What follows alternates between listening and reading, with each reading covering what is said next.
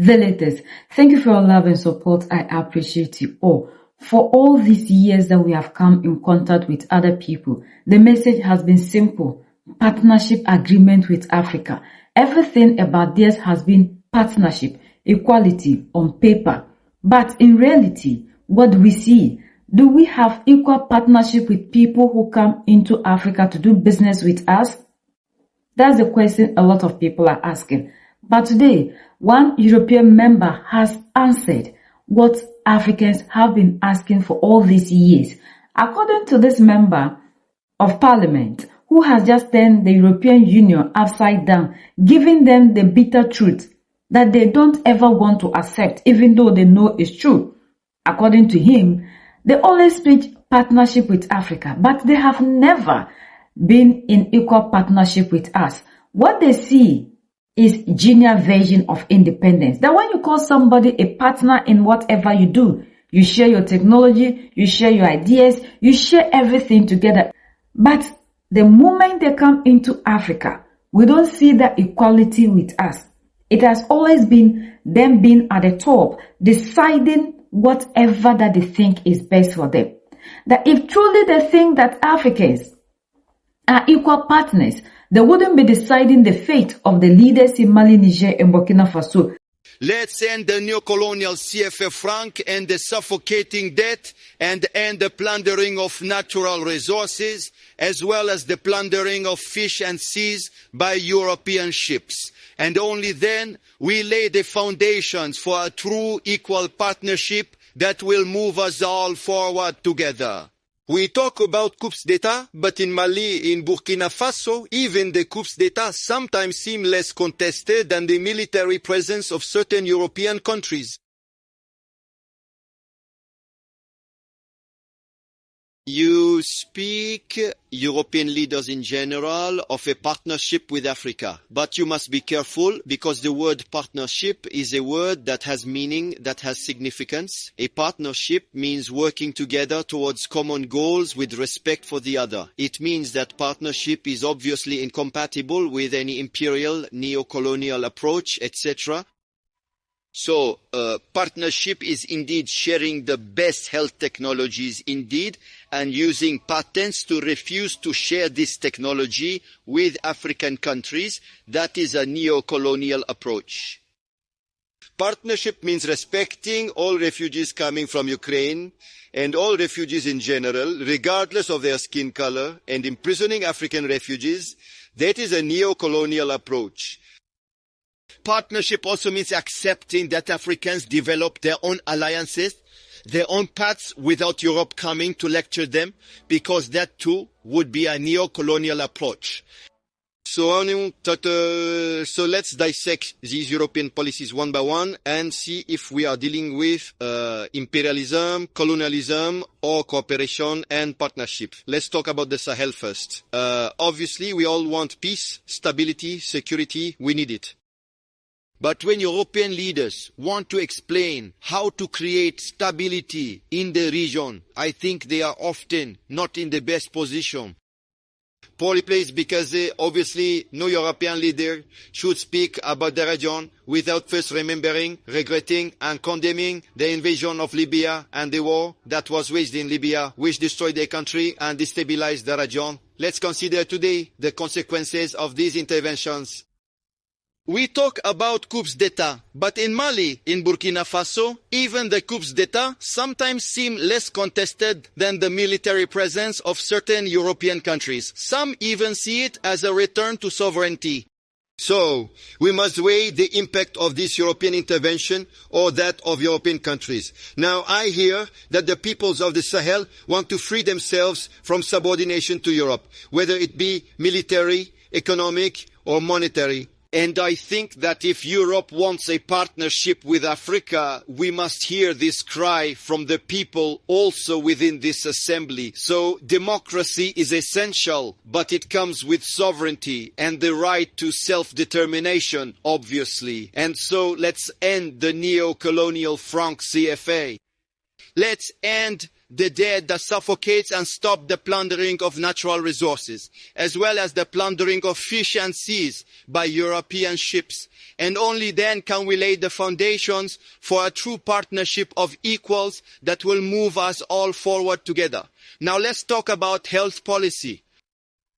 This is where I think the difference between rhetoric and reality is expressed most clearly.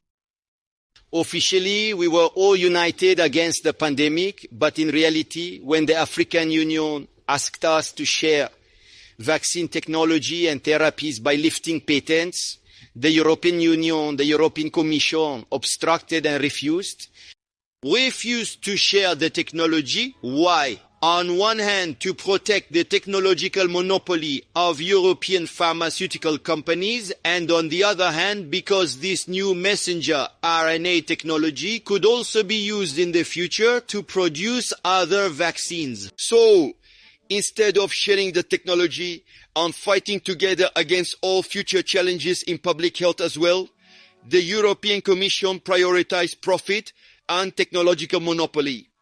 And that, frankly, is not a partnership. That truly is an old neo-colonial vision that we must break away from today. Let's consider the issue of teaching, of education. In theory, everyone will agree that it is important. Obviously, everyone will proclaim it loudly.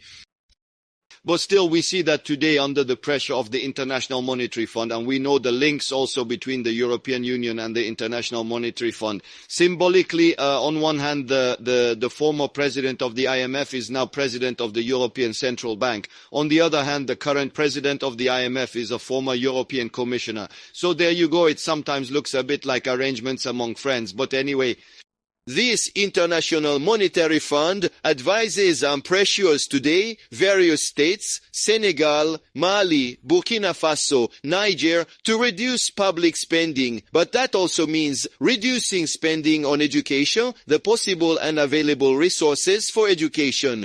What kind of contradiction is this? Saying on one hand that education is important, but in the meantime pushing states to reduce public spending, it doesn't make sense. So if the European Union is serious about its partnership for education, well then it must stop. It must distance itself, break away from these International Monetary Fund policies. Allow me, in trade and cooperation, to be a bit down to earth, a bit concrete. First of all, a true partnership should indeed see the end of unfair economic partnership agreements. We should stop using preferential trade regimes as a geopolitical tool. And to be more down to earth, does this mean we will no longer sell European chicken in African markets, literally stifling African chicken? These are questions that arise, but there is a more important question. As part of this partnership, you know that the United Nations Conference on Trade and Development has calculated that Africa, just in illicit flows, loses $89 billion per year.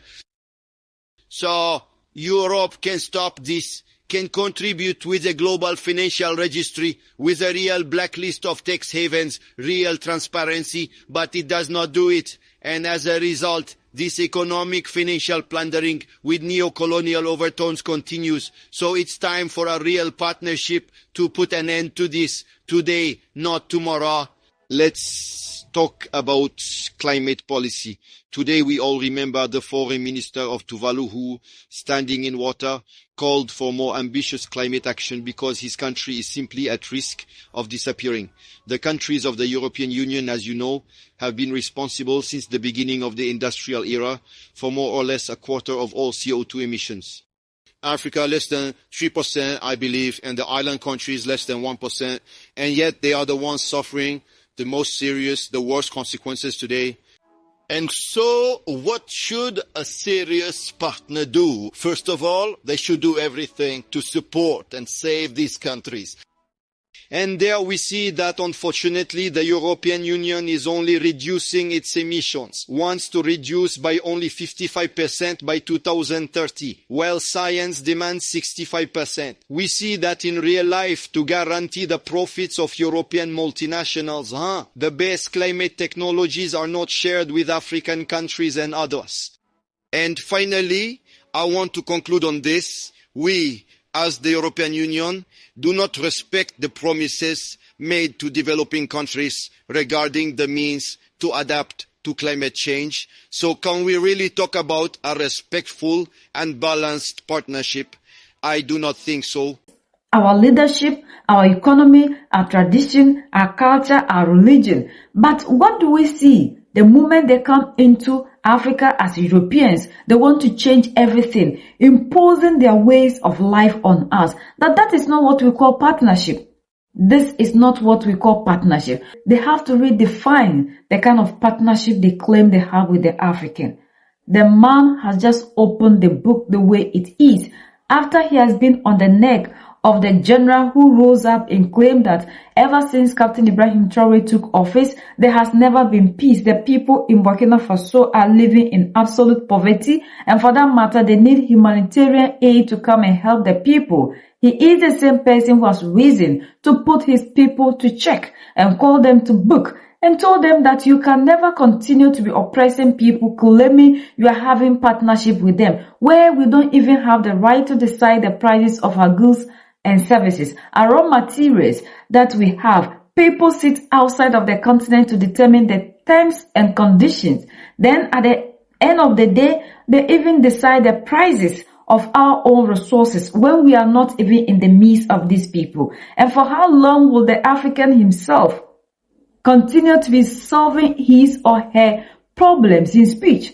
We will not allow ourselves to be exploited again. Yet we are not taking any steps from stopping these people. We continue to solve our problems in speech.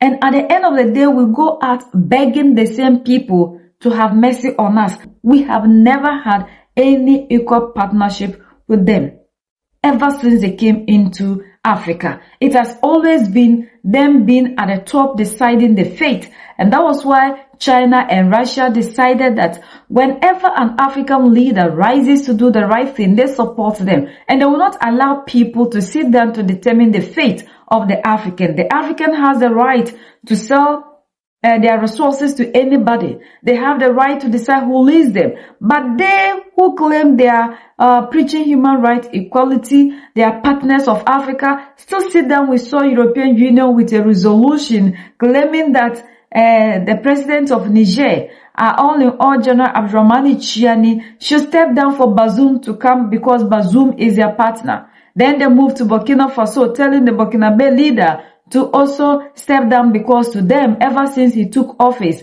there's poverty. But these people have been in Burkina Faso, in Mali, in Niger, whereby the people in Niger were sleeping in darkness, total darkness, even though they have the uranium. The same people who are preaching equality and partnership were nowhere to be found. They never saw that the people in Niger were living in darkness. So for that matter, they need to do something. They have to stop taking the uranium that they were buying cheap, 0.080, and selling it at the world market for 200 euros. So this is the kind of partnership they want for the African. But the man is saying that enough is enough. You cannot continue to be treating the people the way you are treating them and claim that they are your partners. How can you be calling people your partners when you are the ones who determine the rules and regulations? And when they don't obey, you impose sanctions on them. You punish them for not obeying what you have decided for them to do. And you finish and call these people partners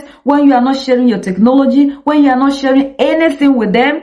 And all that you do is be taking the resources out of their countries. That is not partnership. If we are truly in good relationship and we see Africans as equal and then we want to be partners with them, we will be on the same level and they will determine what they think is right for them.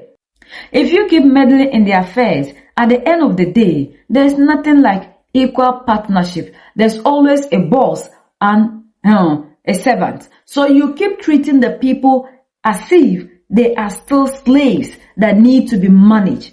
So the time for us to stop pretending is now. And the people of Africa, this is a message to all of us, especially those of us who have the mentality that when things are hard, the next people we need to call are these ones. Now we know for sure for who they are, because they are never here like the lip service that they give to us, that they are coming into the continent to set us free. Like the man is saying, Mark is saying that is not true. There is nothing like coming to save the African. All that they are interested in is the resources that they continue to be taking out of the continent. So the time for us as Africans to also unite is now. We cannot continue to be at the mercy of other people. The same EU that is preaching dependency is rather preaching dependency on them when they are preaching dependency on themselves. And why should we sit here in this 21st century when we claim we are independent, yet people must approve who leads the African? It means that we are never independent. And even the Sierra Leone First Lady said that every year we celebrate independence, but the African is never independent. And that one is true. So those of us with the mentality, especially the youth, that we are independent, we are free. So for that matter, there's nothing we need to do. This is a wake-up call. There was another Irish MP who said that God save Africa. That this small Timbuktu, go there, we have China bases, we have US bases, we have all the bases in Africa. And that war is coming. But the African is blind, that we can see. And all that matter to the African is the things that will not help us get to our destination. Captain Ibrahim Traoré said the black winter is almost here, and it is high time you and I, we come together collectively to fight for our total liberation. The things that you have interest in, put them aside. This is a time the African must be serious for him or herself. We are the only ones that can set ourselves free. United we stand, divided we fall, and united we keep standing forever and ever. The greatest enemy of the African is mental slavery. So let's decolonize ourselves from mental slavery. Let's keep sharing to educate our brothers and sisters. Together we make Africa great for ourselves and the next generations that are going to come. So that's the latest around the world and in Europe.